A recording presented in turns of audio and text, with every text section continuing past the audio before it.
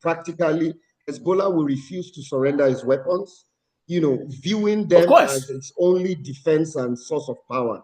Now, the state's obligation, the Lebanese government is under immense pressure to prove it controls its own territory, and they cannot tolerate a heavily armed movement like the Hezbollah. So what will happen is that there will be a flashpoint. If the National Army attempts to forcefully disarm Hezbollah, it's basically they're fanning the flames of civil war in Lebanon.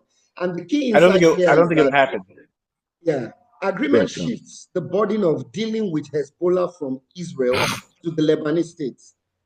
The agreement shifts the burden of dealing with Hezbollah from Israel to the Lebanese. So it forces Beirut basically to choose between the foreign occupation or a destructive civil war.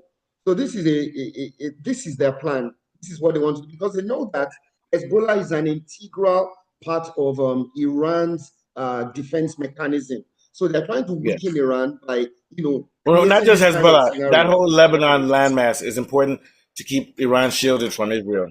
Yes. Now, here's what I believe is going to happen. Um, the Lebanese government is not going to, they're not going to fight Hezbollah. And therefore, Israel is not going to leave southern Lebanon. They're going to continue fighting Hezbollah. This is a never-ending war.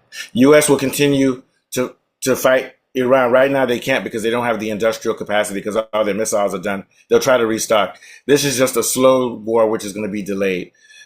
If I were Lebanon, just let Israel stay on your southern border. That's better than you doing a civil war. Because if you do a civil war with Hezbollah, that whole country is going to collapse. And then that country will be taken over by Kurds, by ISIS, and other people. You get my point? So I think what we've reached here is a sort of stalemate. What do you think is going to happen here?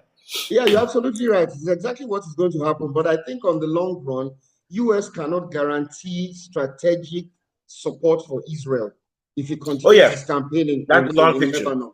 They cannot. So Same thing with Israel Ukraine. is going to gradually burn themselves out in this campaign. Oh, yeah, it may take a decade. It may take 15 years.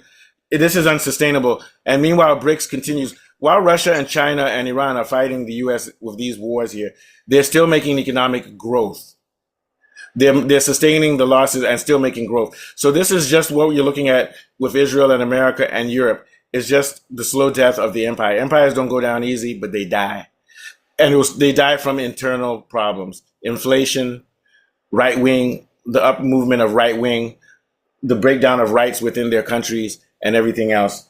So